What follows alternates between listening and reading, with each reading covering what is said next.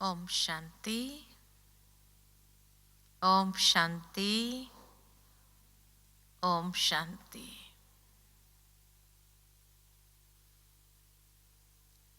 बाबा ने हम सभी बच्चों को आरंभ से ही ये पाठ पक्का कराया कि बच्चे समय बहुत कम है और अभी वर्तमान समय को देखते हुए ये महसूस होने लगा कि सचमुच समय बहुत कम है। अभी जैसे कोई मूर्ति तैयार हो जाती है तो फाइनल टचिंग देना होता है। ठीक इसी तरह बाबा की भी चैतन्य मूर्तियां तैयार होते होते कितने भाई बहनें तो एडवांस पार्टी में चले भी गए। अचानक जो हो रहा है दुनिया भर में, तो अभी कई परिवार वाले जो अब तक नहीं मानते थे वो भी इतना तो भाई बहनों को कहते हैं कि आपके बाबा ने जो कहा था वो सही हो रहा है। कहते हैं ना कि भाई आप लोग कह रहे थे बहुत समय से विनाश होने वाला है, दुनिया में बहुत कुछ होने वाला है, अब लगता है कि बाबा के वो महावाक्य साकार हो रहे हैं। तो अभी कई बच्चे जो है दुनिया की हालत को देखते हुए अब सोचते हैं कि भगवान का हाथ थाम लेना ही उचित होगा। और इसलिए बाबा के ऑनलाइन कोर्सेज भी कितनों ने किया। हम लोग तो जब से लॉकडाउन शुरू हुआ मधुबन में ये अनुभव करते रहे कि यहाँ की सेवाएं तो 3 गुना 4 गुना बढ़ गई। जितने भाई बहने यहाँ नहीं पहुँचते थे सीजन के समय, लेकिन उससे ज़्यादा ऑनलाइन पर लोग सुन रहे थे। और यहाँ तो सीमित कोई जोन का आता था, एक पर्टिकुलर जोन के भाई बहने आते थे, लेकिन जब ऑनलाइन कराते थे तो देश विदेश के लोग जुड़ जाते थे। तो दिन में ऐसे तो 1 क्लास कराते, लेकिन ऑनलाइन पर 4 क्लास 5 क्लास हो जाता था। तो लगा कि नहीं, सचमुच बाबा ने जो कहा था कि बच्चे ऐसा समय आएगा तुम्हें अपने लिए फुर्सत नहीं होगी। तो ये स्थिति महसूस किया कि सचमुच अपने लिए भी समय नहीं रहा। जैसे बाबा कहते थे बच्चे पुरुषार्थ कर लो, फिर अपने लिए टाइम नहीं मिलेगा, दूसरों के पुरुषार्थ में ही आपका पुरुषार्थ होने लगेगा। तो ये प्रैक्टिकल अनुभव किया और ये भी देख रहे हैं कि जैसे ये बीमारी भी अचानक किस तरह से हावी हो गई, कुछ ही समय के अंदर सारे विश्व को घेर लिया। तो अचानक का जो दृश्य देखा, आप सभी ने भी अपने अपने स्थानों पर दृश्य तो देखा ही कि अचानक का कैसे पाठ चला, अच्छे भले व्यक्ति कैसे संक्रमण हुआ और चले गए, पता भी नहीं चला। तो अचानक का पाठ तो है ही है, और अभी और भी अचानक का सीन देखने को मिलेगा जैसे जैसे समय समाप्ति की ओर आता जा रहा है। लेकिन उसके साथ साथ जो बाबा ने मंत्र दिया, बच्चे एवर रेडी हो, क्या समझते आप सभी? एवर रेडी है? बाबा का बुलावा कभी भी आए तैयार है? जो कहते हैं हाँ हम एवर रेडी है, हाथ तो खड़ा करो एवर रेडी वाले। बस इतने ही लोग एवर रेडी है, बाकी सबका हाँ, एवर रेडी है? अच्छा, फिर से एक बार पूछती हूँ, जो समझते एवर रेडी बड़ा लंबा हाथ करो ऊपर। नहीं है एवर रेडी? अच्छा, आधे भी नहीं है तो क्या कहेंगे? एवर रेडी किसको कहा जाएगा? देखो, दुख की दुनिया है, चारों ओर इतना दुख और शांति फैला हुआ है, इतनी परेशानियां हैं, तो अगर कहे कि हाँ एवर रेडी है, बाबा पूछे, तो उस समय तो शायद हर कोई हाथ खड़ा कर देंगे कि हाँ हम एवर रेडी है। परंतु एवर रेडी का मतलब क्या है? आज जैसे अगर आप लोगों को कहा जाए सेंटर पर कि चलो मधुबन चलेंगे, तैयार है? कहेंगे हाँ मधुबन तो जरूर चलेंगे, है ना। कई लोग तरसते रहे मधुबन आने के लिए कि भाई कितना समय हो गया, 1 साल जैसे बीत गया, हम मधुबन नहीं गए। तो इसीलिए जैसे ही कि भाई इतने आ सकते हैं तो कई लोग तैयार हो गए।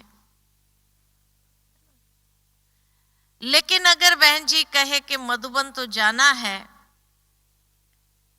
लेकिन जब टिकट निकालने गए तो भाई इतना खर्चा होगा, ये होगा, तो कई लोग कैंसल भी हो गए, है कि नहीं।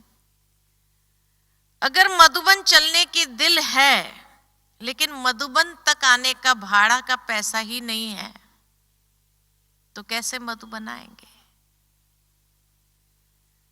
ठीक इसी तरह बाबा ने कहा बच्चे तैयार हो, रेडी हो, अभी समय आ गया है जाने का, वापस घर जाने का। फिर ऐसा न हो कि ये रह गया वो रह गया। जैसे दुनिया में कई बार हम किसी को कहते भाई जाना है, तैयारी करो, बाहर घूमने भी जाना है, तैयार है? सब कहेंगे हाँ तैयार है। लेकिन कई माताओं को आदत होती है, तैयार है कहने के बाद भी आधा घंटा जरूर लगाएंगी, उसके बाद बाहर निकलेंगे।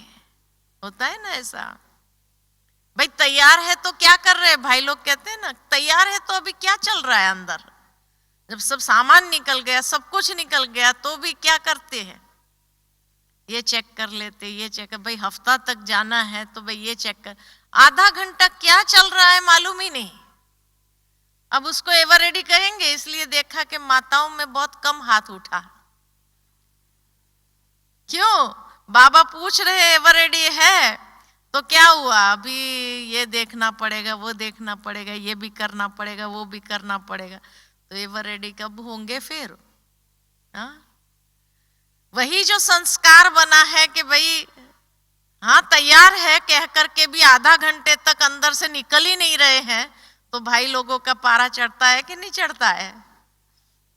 हाँ, चढ़ता है। भाई तैयार है कह रहे हैं, सब सामान गाड़ी में रख दिया गया, अभी भी क्या चल रहा है अंदर?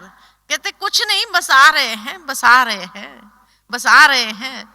अब बाबा के सामने अगर आ रहे हैं, आ रहे हैं करेंगे तो धर्मराज क्या करेगा? भाई ठीक है तुम भी वहीं रहो फिर, है ना। और अंत मते सो गति क्या हो जाएंगी? ये देखूं, वो देखूं, वो देखूं, वो देखूं, उसी में ही टाइम चला जाएगा क्या? तो अंत मते सो गति क्या होगी? तो इसीलिए अभी जो बाबा के इशारे हैं वो है कि एवर रेडी रहो। कभी भी अगर बुलावा आए तो आधा घंटा भी नहीं मिलेगा, 5 मिनट भी नहीं मिलेगी, आया और जाना पड़ेगा। ये स्थिति परिस्थिति हो गई है कि अब कोई 5 मिनट भी आपको मिले कि भाई अच्छा ठीक है तुम देख लो अपना सब तैयार है कि नहीं है, नहीं, ये नहीं टाइम मिलेगा। बस ऊपर का तो बुलावा आएगा और क्या होगा? चाहो ना चाहो जाना ही पड़ेगा, फिर जितनी भी तैयारी हो। अब तैयारी में क्या तैयारी करनी है हमें? तो सबसे पहली बात जो बाबा ने हमेशा हम बच्चों को कहा है कि बच्चे जाने के लिए अपना बैंक बैलेंस देखो बराबर है। दुनिया में भी अगर कहीं घूमने जाए और इतना पैसा ही ना हो तो कहाँ घूमने जाएंगे, क्या करेंगे, एंजॉय क्या करेंगे।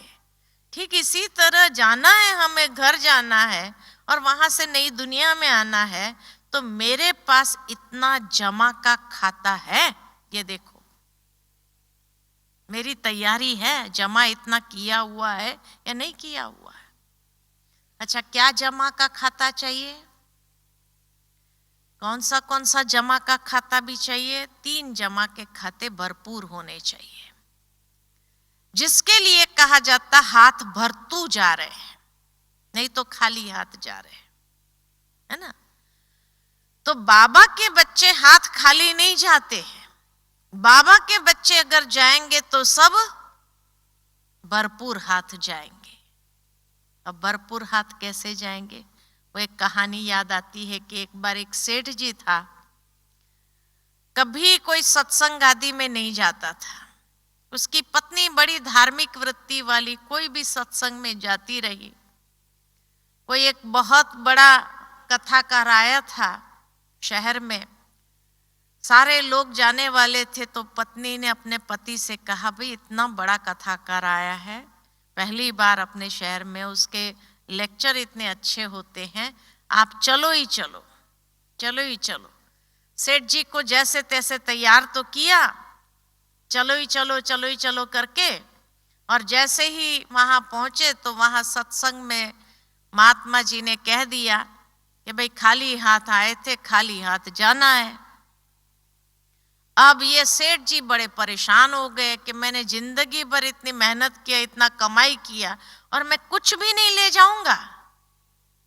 तो महात्मा जी ने कहा, भाई तुम लाए क्या थे, ये तो यहां कमाए ना, यहीं छूट जाएगा, ये सब चीजें चलने वाली नहीं है। बोले नहीं, मैं ये चाहता हूं मैं ये सब लेकर जाऊं आगे के जन्म में। बोले ये तो संभव नहीं है, यहीं लाए, कमाया, यहीं खाया, अभी यहीं छोड़ के जाना पड़ेगा, है ना। आप सभी भी ये मानते हैं ना। लेकिन नहीं, बाबा के बच्चे तो भरतू हाथ जाएंगे, अगले जन्मों में भी, जन्म में क्या 21 जन्म तो क्या, लेकिन पूरे 84 जन्म का हम यहां से इकट्ठा करके जा रहे, इतने हाथ भरपूर जा रहे हैं। तो वो सेठ जी कहे कि नहीं, मैं ये सब साधन सुविधा, ये सब कुछ अपने साथ ले जाना चाहता हूं, ऐसी कोई विधि बताओ। तो महात्मा जी ने कहा, ऐसी कोई विधि है नहीं, ये सब यहीं छूट जाएगा। कहा नहीं, बड़े परेशान हो गए, रात भर नींद नहीं आई, तो मैं ये किसके लिए कमा रहा हूं अगर साथ नहीं ले जा सकता हूं तो जिसको भी पूछे हर कोई यही कहे, जिसको भी पूछे बोले नहीं, ये सब तो यहीं छूट जाएगा, साथ तो कुछ नहीं ले जा सकेंगे। बड़ा उदास हो गया कि भाई मैं फिर क्या कर रहा हूं, अगर ये कुछ भी नहीं चलने वाला है तो मैं क्यों कमा रहा हूं। तो कहा कोई बात नहीं, यहां तो भोग लो। कहा यहां भी कैसे भोगूंगा, अगर साथ चलना ही नहीं है, ये महसूस हो गया कुछ भी चलना नहीं है। तो एक ब्रह्मा कुमार मिला उनको। तो जब ब्रह्मा कुमार मिला तो उसने अपने परेशानी ब्रह्मा कुमार को सुनाई कि भाई क्या करूं, भाई सेठ जी क्यों इतने उदास बैठे हैं। कहा अरे भाई, महात्मा जी ने कहा कुछ भी साथ चलना नहीं, हर कोई जिसको भी पूछता हूं हर कोई यही कहता है कुछ भी साथ चलना ही नहीं, यहां ही छूट जाना है, अब मैं ये सब लेके जाना चाहता हूं। तो ब्रह्मा कुमार ने कहा ठीक है, आप सब कुछ ले जा सकते हैं। बोले सब कुछ ले जा सकता हूं, तू पहला व्यक्ति मिला मुझे ये कहने वाला कि तू सब कुछ ले जा सकता है। बोले हाँ ले जा सकता है, क्यों नहीं ले जा सकता है। फिर बोले उसके लिए क्या करना पड़ेगा, अगर ये मैं सब कुछ ले जाना चाहूं तो कैसे ले जाऊं, बताओ मेरे को विधि बताओ। तो वो ब्रह्मा कुमार भाई ने कहा देख भाई, तुम जब लाइफ इंश्योरेंस पॉलिसी निकालते हो अपने, जीवन बीमा निकालते हो, पॉलिसी निकालते हो, तो क्या करना पड़ता है। बोले हर महीने प्रीमियम तो भरना पड़ेगा ना। तो बोले हर महीने प्रीमियम भरेगा तब तुम्हारा शरीर छूटेगा तो तुमको वहां मिलेगा, तुम्हारे पीछे वालों को मिलेगा। ठीक इसी तरह जीवन के अंदर भी यही है कि अगर मुझे ये सब चीजें ले जानी है, बाबा भी नहीं कहता है कि अगर तुम्हें अगले जन्म में अच्छा स्वास्थ्य चाहिए तो क्या करना पड़ेगा, हॉस्पिटल में दान करो। अगर अच्छी बुद्धि चाहिए तो क्या करो, एजुकेशन में दान करो, प्रीमियम भरो ना। प्रीमियम अगर भरेंगे नहीं तो मिलेगा नहीं। तुम प्रीमियम यहां भरो, मिलेगा तुमको वहां।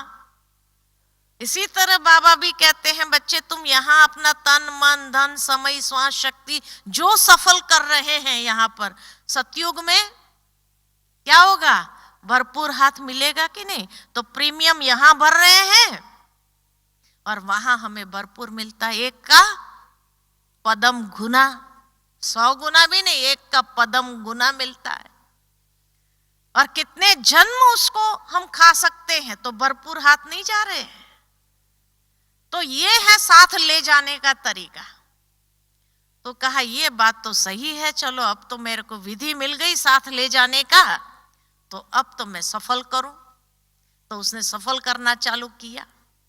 तो ठीक इसी तरह एवर रेडी उसको कहा जाता है कि जो अपने भविष्य 21 जन्म तो क्या, लेकिन आगे के जन्म भी भरपूर हाथ रहे अपना, ऐसी अपनी विधि बना ली हो जिसने, कि अनेक जन्मों तक चलता रहे। बाबा की एक मुरली मुझे याद आती है, अव्यक्त बाबा की मुरली पीछे कुछ समय पहले ही, 6-7 महीने पहले ही आई थी। संडे की मुरली थी बाबा की, रिवाइज कोर्स की। तो उसमें बाबा ने एक बात बताई थी, बहुत गहरी बात बताई थी कि बच्चे, जो बच्चे बाबा के यज्ञ के अंदर धन सफल करते हैं अपना, है ना, तो उसका द्वापर से लेकर कलयुग तक जो 63 जन्म है, 63 जन्म में एक भी जन्म भिखारी का नहीं होगा। उसको धन किसी से मांगना नहीं पड़ेगा। तो सोचो आप, यहां धन जो सफल किया तो बाबा कितना पदम गुना देता है कि 63 जन्म, सतयुग त्रेता में तो मांगने की बात ही नहीं है, लेकिन द्वापर कलयुग में भी एक भी जन्म भिखारी का न मिले, इतनी बाबा गारंटी देता है। आज सुबह की मुरली में बहन जी सुना रही थी मुरली में कि गारंटी देनी है हमें बाबा को। जब बाबा हमें इतनी गारंटी दे रहा है तो हम भी तो बाबा को गारंटी दे, है कि नहीं। तो इसीलिए कहा कि जब इतना मिल रहा है तो हाथ भरतू जाना चाहिए, नहीं जाना चाहिए। तो हमारे जमा के खाते कितने भरपूर है, उसमें भी विशेष 3 जमा के खाते हमें करने हैं। 3 जमा का खाता कौन सा करना है, तो सबसे पहला जमा का खाता है स्वपुरुषार्थ द्वारा प्रारब्ध का खाता जमा करना। स्वपुरुषार्थ द्वारा प्रारब्ध का खाता, क्योंकि सतयुग त्रेता युग जो चलेगा प्रारब्ध पर चलता है। वहां कोई हमें, वहां जो भी कर्म करेंगे सब अकर्म हो जाते हैं। वहां यह नहीं है कि यह जन्म में किया दूसरे जन्म में मिलेगा। लेकिन संगम युग में जो स्वपुरुषार्थ किया है, उस स्वपुरुषार्थ द्वारा प्रारब्ध का खाता जमा करना। स्वपुरुषार्थ में क्या आता है, स्वपुरुषार्थ में क्या आता है जो प्रारब्ध जमा करना है, कि अमृत वेले से लेकर रात्रि तक जो बाबा की श्रीमत है, उस श्रीमत प्रमाण मेरा हर कर्म रहा, यह स्वपुरुषार्थ में आता है। वो पुरुषार्थ मैंने किया। बाबा ने हमें बताया है कि बच्चे उठना कैसे है, चलना कैसे है, बोलना कैसे है, व्यवहार कैसे करना है, रात्रि को सोना कैसे है, खाना कैसे है, पीना कैसे, हर बात की श्रीमत है या नहीं है।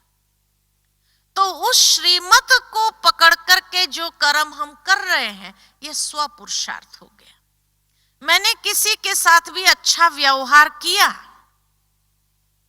श्रेष्ठ कर्म किया, किसी को मदद किया, किसी को हर रीति से मैंने अच्छा व्यवहार करके मधुरता पूर्ण, धैर्यता, गंभीरता, ये दिव्य गुणों के आधार पर जो मैंने व्यवहार किया, ये मेरा स्व पुरुषार्थ हो गया।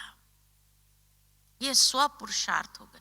जहां मैंने संस्कार परिवर्तन करने के लिए जो बाबा की श्रीमत मिली, उस श्रीमत को मैंने यूज किया, प्रयोग किया, और उस हिसाब से मैंने अपने पुराने संस्कारों को परिवर्तन किया। ये मैंने स्व पुरुषार्थ किया। अपनी उन्नति के लिए जो पुरुषार्थ किया, ये पुरुषार्थ से प्रारब्ध जमा हुआ, सतयुग और त्रेता युग का, है ना। तो इसीलिए कहा कि मेरा स्व पुरुषार्थ कितना रहा श्रीमत के आधार पर। श्रीमत ये मीटर है चेक करने का। इसलिए बाबा कई बार कहते हैं कि बच्चे आप जो कर्म करो, अगर समझ में नहीं आता है कि ये श्रीमत है या मनमत है, तो सोचो अगर ब्रह्मा बाबा होते थे मेरी जगह पर तो क्या करते थे, इस परिस्थिति में, इस हालत में वो क्या करते थे। मातेश्वरी जी अगर होते थे इस हालत में, वो क्या करते थे। तो आपको अपना विवेक बताएगा कि हाँ ये सही है, ये गलत है, ये करना है, ये नहीं करना है। सही उत्तर आपको भीतर से प्राप्त होगा। तो स्व पुरुषार्थ जो हमने किया, जहां हमने अपने संस्कार को, स्वभाव को, मन के संकल्पों को परिवर्तन करने का जो भी कर्म किया, वो स्व पुरुषार्थ, उसी से प्रारब्ध का खाता जमा होता है। तो ये पहला खाता जमा करना है, स्व पुरुषार्थ से प्रारब्ध का खाता। दूसरा, सेवा करते हुए किसी को सुख दे करके पुण्य का खाता जमा करना। ये बाबा की बहुत अंडरलाइन की बात है कि सेवा करो, लेकिन कई बार कई लोग क्या करते हैं, सेवा करते हैं, सेवा में किसी को दुख दे देते हैं। सेवा करते हुए किसी और की सेवा को छीन लेना और कर लेना। भाई मैंने सेवा किया, लेकिन आप किसी की सेवा को क्यों छीन रहे हैं। आप किसी को प्रेरित करो अपने कर्म द्वारा या बोल द्वारा, मोटिवेट करो, उसी को सेवा का चांस दो, चांसलर बनो, जो बाबा हमेशा कहते हैं। तो सेवा द्वारा किसी को सुख देकर पुण्य का खाता जमा करना। पुण्य भी हाथ भरपूर चाहिए। और तीसरा है जो बाबा कहते हैं कि बच्चे ऐसा कर्म करो जो अनेकों की आशीर्वाद या दुआएं प्राप्त हो, और दुआओं का खाता जमा करो। इतना श्रेष्ठ कर्म हो, अच्छा कर्म हम करें किसी को सुख देने का, आगे बढ़ाने का, कि उनके अंदर से निरंतर हमारे लिए दुआएं निकले। दुआएं किसको मिलती है? समय पर। समय पर किसी को सहयोग दिया तो उसके अंदर से दुआएं निकलेगी। तो समय पर किसी को सुख देना, समय पर किसी को मदद करना, आई वेल जिसको कहा जाता है, ऐसे समय पर हमने किसी को साथ दिया तो उसके अंदर से दुआएं निकलती है। जो कई बार कई लोग कहते कि आप अगर नहीं होते थे तो शायद आज पता नहीं मैं कहां होता था, क्या होता था। तो समय पर किसी को साथ दिया, समय पर किसी को मदद किया, समय पर किसी को उठाया, तो ये है कि उसके अंदर से दिल से दुआएं निकलेगी। तो ये दुआओं का खाता हमारा जमा करता है। तो ये 3 खाते, प्रारब्ध का खाता, पुण्य का खाता और दुआओं का खाता, 3 खाता भरपूर जमा होना चाहिए, उसको कहते एवर रेडी। जिसके ये बैंक बैलेंस भरपूर होगा, उसके लिए कभी भी अगर बुलावा आए तो क्या होगा, मुस्कुराते हुए खुशी खुशी से जैसे प्राण तन से निकले, कोई कष्ट नहीं होगा, कोई कष्ट नहीं, कोई भोगना हमें दुख दर्द देने की प्रयत्न नहीं कर सकती है। जैसे साकार बाबा के लिए कहते हैं कि साकार बाबा से जब पूछा दादी ने वतन में कि बाबा बच्चे जानना चाहते हैं कि आपकी अंतिम स्थिति क्या थी, तो उस समय बाबा ने कहा कर्म भोग और कर्म योग की लड़ाई चल रही थी। कर्म भोग और कर्म योग की लड़ाई, भोगना दर्द पहुंचाना चाहता था, दुख देना चाहता था, शरीर को भी कष्ट देना चाहता था, लेकिन कर्म योग की शक्ति ने उस भोगना को अनुभव करने नहीं दिया और सहज जैसे मक्खन से बाल निकल गया और आत्मा सहज बिना कोई कष्ट के शरीर छोड़ करके कर्मातीत स्थिति को प्राप्त हो गई। तो इसीलिए बाबा भी कहे कि अंतिम समय कोई भी दुख दर्द कष्ट भोगना हमें तड़पा तड़पा करके शरीर छोड़ने का अनुभव कराए, ऐसा नहीं होना चाहिए। ऐसा नहीं, श्वास अगर जब निकले शरीर से तो कैसा निकले, बड़े सुखद बाबा की याद में बैठे हो, बाबा की याद में सहजता से तन से ये शरीर से आत्मा निकल जाए, ये है सुखद अनुभूति वाली मृत्यु, कि जहां शरीर भी हमें आत्मा को कोई दुख दर्द के तरफ खींच नहीं सका, लेकिन सहजता से प्राण निकल गए। इसको कहते एवर रेडी। ये है एवर रेडी स्थिति। तो हाथ जिसके भरपूर होंगे वही तो कर सकेगा। जैसे दुनिया में भी किसी के पास अच्छा बैंक बैलेंस है तो कितना अच्छे से जीता है, राजा की तरह जीता है ना।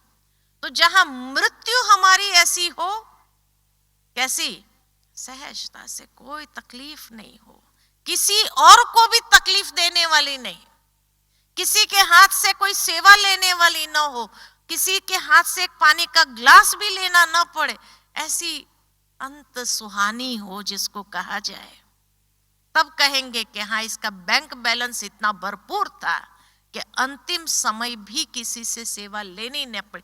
देखते हैं ना, ऐसे कई एग्जाम्पल आपने देखे होंगे प्रैक्टिकल में। तो इसीलिए कहा, बाबा कहे ये 3 खाते हमारे भरपूर होने चाहिए। ये 3 खाते कहां काम आएंगे हमको? जो स्वपुरुषार्थ द्वारा प्रारब्ध का खाता है वो सतयुग और त्रेता युग में काम आता है। 21 जन्म उस खाते से हमारा चलता है। फिर जो दूसरा है सेवा द्वारा, जब किसी को सुख दिया सेवा करके और पुण्य जमा किया, ये पुण्य का खाता कहां काम आएगा? तो द्वापर और कलयुग के जो 63 जन्म है वहां ये पुण्य का खाता चाहिए, क्योंकि द्वापर के बाद जो मनुष्य के जन्म है दान पुण्य पर ही चलता है।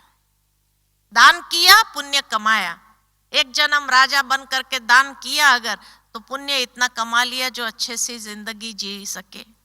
कहीं जैसे बाबा कहते एजुकेशन में दान दिया तो बहुत अच्छी बुद्धि मिली दूसरे जन्म में, कहीं हॉस्पिटल में दान किया बहुत अच्छा स्वास्थ्य मिला।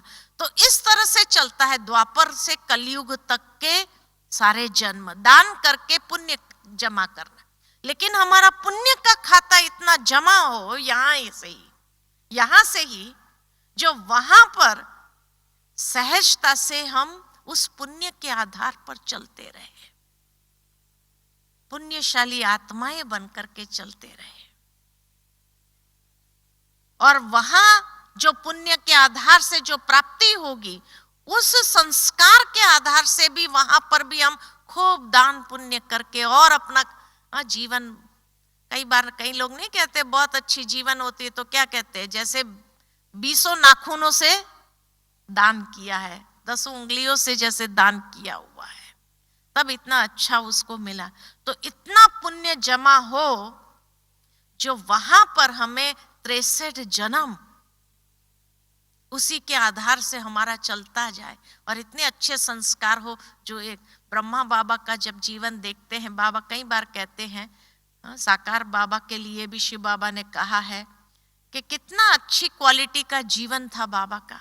लौकिक में भी शिव बाबा के प्रवेश होने से पहले भी कितना अच्छा जीवन था, इतना रॉयल्टी से बाबा रहते थे कि कई बार राजा महाराजाओं के पास जाते थे तो राजा महाराजा बाबा को कहते थे कि भगवान से शायद गलती हो गई जो आपको राजा बना दिया, वो राजाई संस्कार आपके अंदर है, हमें गलती से राजा बना दिया, बनाना चाहिए था आपको, भगवान से गलती हो गई।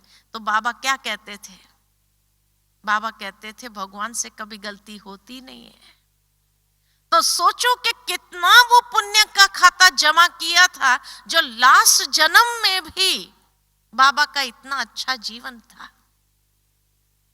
आज हम लोगों का भी अगर जीवन देखे, ये अंतिम जन्म, जो अंतिम जन्म हमारा हुआ कलयुग के अंदर भी आप देखो कि ज्ञान मिलने से पूर्व बहुत कम ऐसे होंगे कि जो कहेंगे हम बहुत असुर जैसे थे और बाबा ने देवता, ऐसे बहुत कम होंगे। नहीं तो क्या कहते हैं, ले अंतिम जन्म को भी देखो ज्ञान मिलने से पूर्व, तो क्या कहेंगे, इतनी अच्छी बुद्धि थी जो भगवान को पहचान सके। तो दुनिया की आत्माओं की बुद्धि से तो इतनी अच्छी बुद्धि है जो भगवान को पहचान सके। अच्छा, इतना अच्छा मन है कि जिस मन को परमात्मा में लगाने की हिम्मत भी आ गई। दुनिया में लोगों के अंदर तो पॉजिटिव सोचने की भी हिम्मत नहीं है, और हम ईश्वर में मन को एकाग्र करने की हिम्मत रखते हैं, योग लगाते हैं, अच्छे विचार करते हैं। अच्छा, लास्ट जन्म भी अगर देखा जाए तो चरित्र अच्छा था। दुनिया की आत्माओं के हिसाब से अगर देखा जाए तो हमारा चरित्र अच्छा था या नहीं था? अच्छा चरित्र था। कोई एकदम पतित तमो प्रधान जो एकदम गिरा हुआ चरित्र तो नहीं था। तो अंतिम जन्म में भी देखो आपका चरित्र इतना अच्छा, आपकी सोच इतनी अच्छी, आपकी बुद्धि इतनी अच्छी है ना, संस्कार इतने अच्छे, फिर भी इतने गिरे हुए संस्कार नहीं थे जितने दुनिया के अंदर। अगर देखो आजकल की दुनिया में जब सुनते हैं तो आता है कि हमारे मन में कभी ऐसे विचार भी नहीं आए। कैसी ये दुनिया है।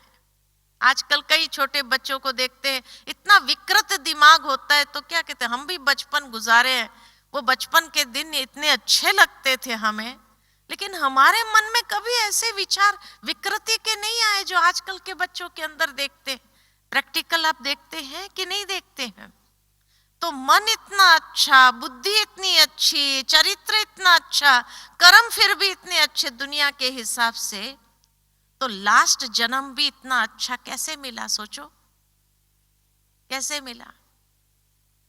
तो जरूर पिछले संगम में इतना पुण्य का खाता जमा किया था जो कलयुग अंतिम जन्म तक इतना अच्छी क्वालिटी का जीवन था, इतनी अच्छी क्वालिटी का जीवन था। देखते हैं ना प्रैक्टिकल, अपने आप को साक्षी होकर के देखो तो पता चलेगा, है कि नहीं? तो इसीलिए बाबा कहते हैं ये पुण्य इतना जमा करो जो हमें फिर कोई शिकायत अपने आप से भी न रहे। अरे ये कर लेते थे, वो कर लेते थे, ऐसा कर लेते थे, वैसा कर सकते थे, नहीं किया, पश्चाताप नहीं करना पड़े। और तीसरा है दुआओं का खाता। ये दुआओं का खाता कहां काम आएगा? कहां काम आएगा?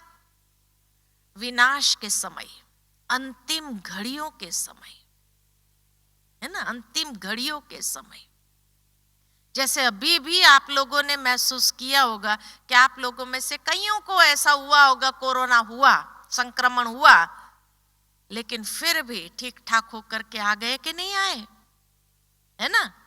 और दूसरा आपसे कम संक्रमित था, वो शरीर छोड़ के चले गए। कहेंगे इससे तो ज्यादा मेरे को था तो भी मैं वापस आ गई, और इसको तो मेरे से कम था, कोई लक्षण नहीं थे तो भी चला गया। देखा है ऐसे प्रैक्टिकल एग्जाम्पल। आप वापस कैसे आ गए? मौत के मुंह से भी कई लोग वापस आए, वेंटिलेटर पर चढ़े हुए वापस आए। कैसे आए? तो कहते हैं और कुछ नहीं, दुआओं ने उसको बचाया है। दुआओं ने।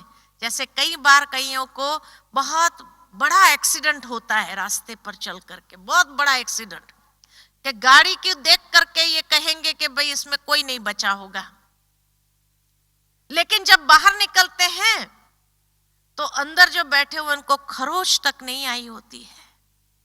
तो क्या कहते हैं, होनी जो होनी थी वो तो हुई, होनी बहुत बड़ी थी, लेकिन दुआओं ने क्या किया? कवच बन करके प्रोटेक्ट किया।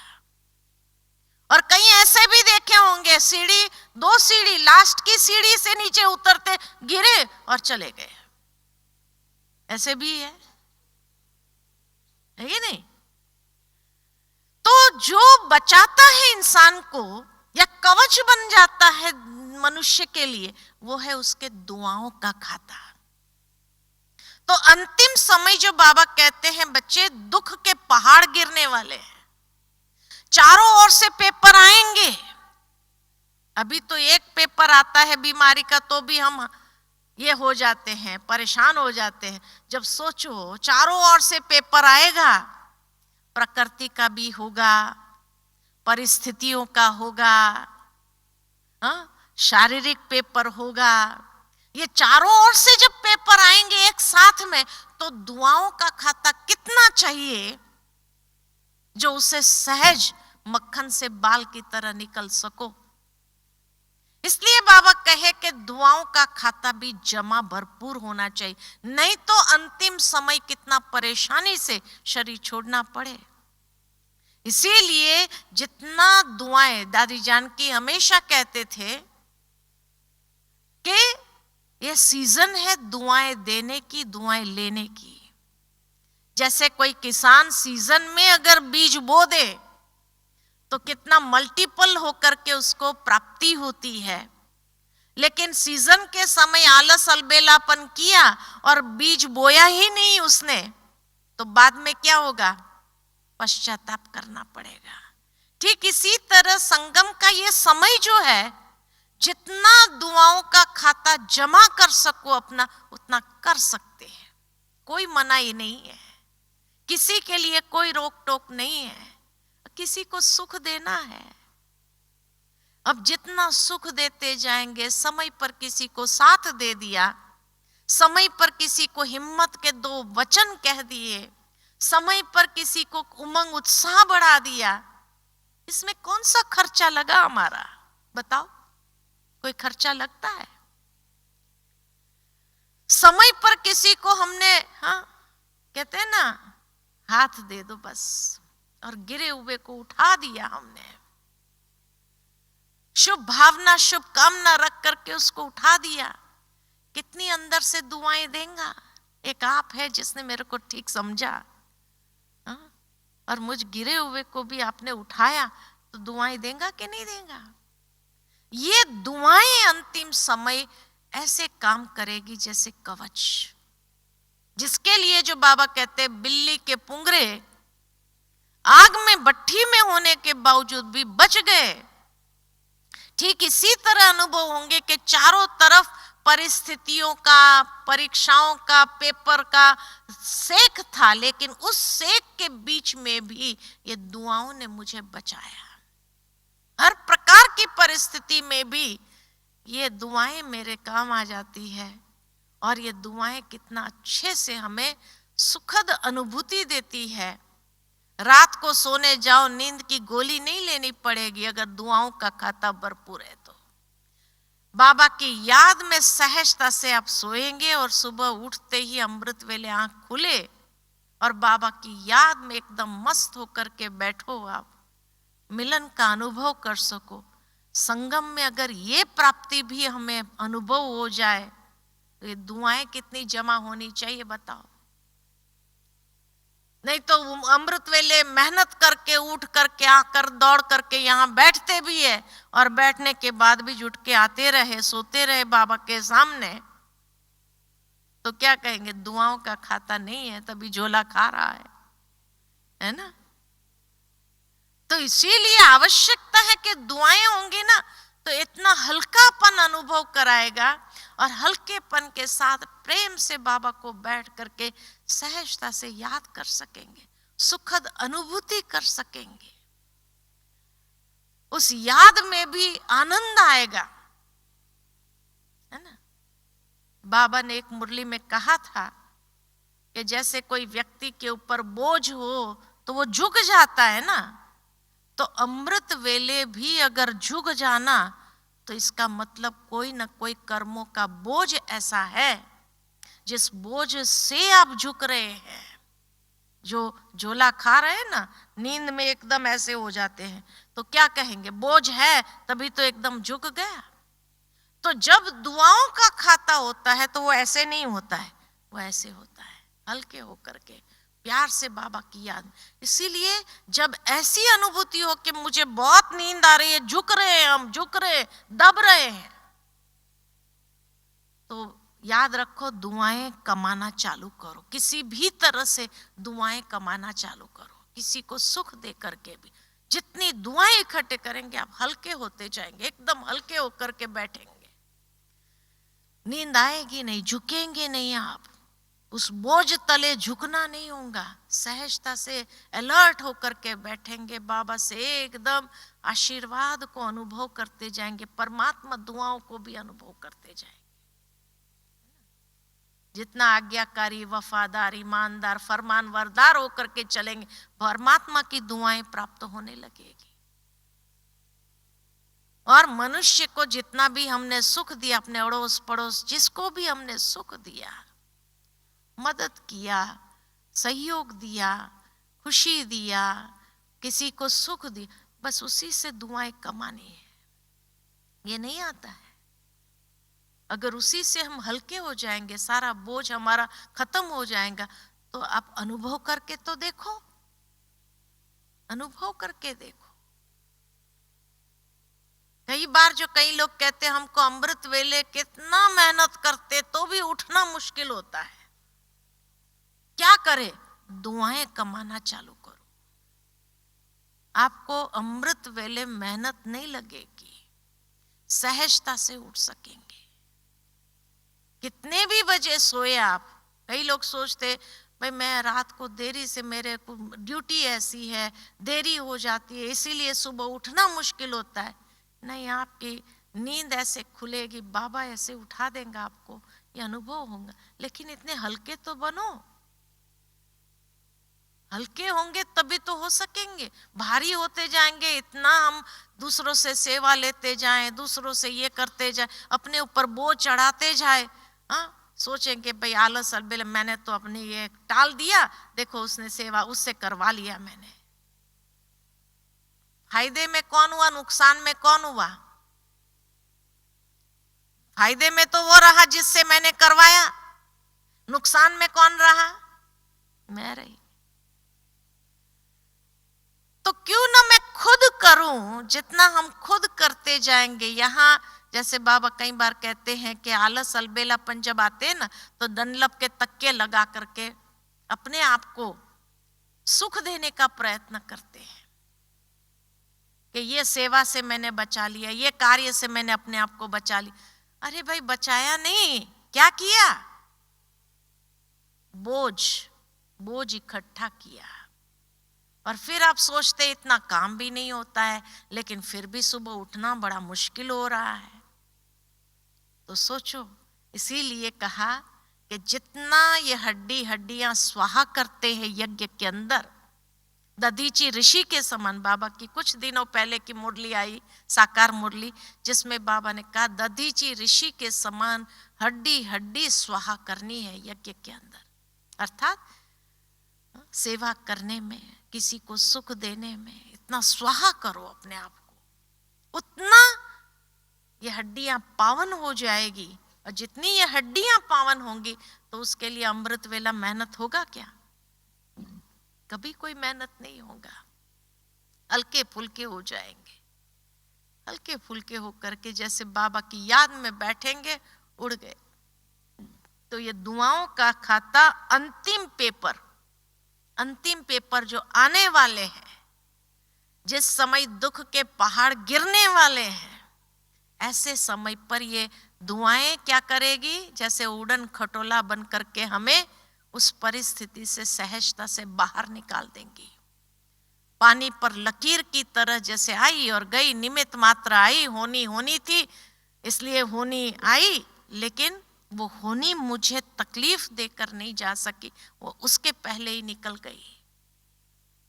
इसीलिए जमा का खाता जितना ज्यादा होगा उतना एवर रेडी की स्थिति हमारी बनेगी।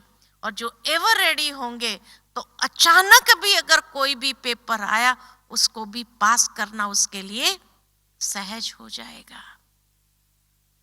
ठीक है, तो इसीलिए देख लो अपने आप को कि मेरे तीनों खाते भरपूर है, तो यहां से सब कुछ ट्रांसफर क्या करेंगे? वहां कर देंगे।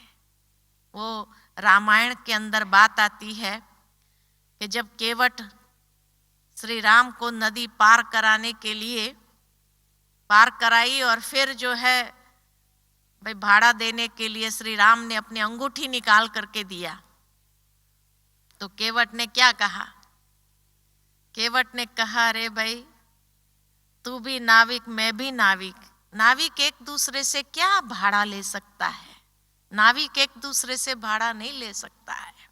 ऐसे दुनिया का सिद्धांत है कि भाई जो एक ही जैसे के व्यवसाय में होते वो एक दूसरे से क्या भाड़ा लेंगे।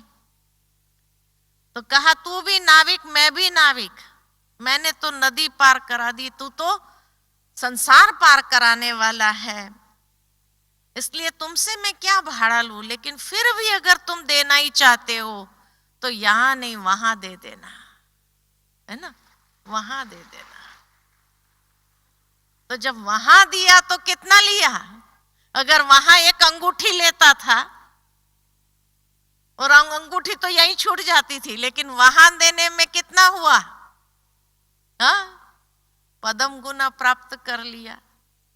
तो इसीलिए हम भी ऐसे होशियार बने जो यहां नहीं वहां। तो ऐसे होशियार बने कि बस भरपूर हाथ से हम जाए यहां, उसको कहते सदा एवर रेडी रहना। तो अचानक का कभी भी कोई पेपर आए, अचानक का खेल कोई भी हो, लेकिन हम हंसते हंसते इस संसार से जाए, क्योंकि भरपूर हाथ वाला ही हंसते हंसते जा। कईयों का चेहरा देखते हैं बॉडी पड़ी होती है तो क्या कहते, अब इतना हंसता हुआ चेहरा था, ऐसा लगता था अब भी जैसे उठ खड़ा होकर के बोलेगा। देखा है ना, ऐसे चेहरे भी देखे।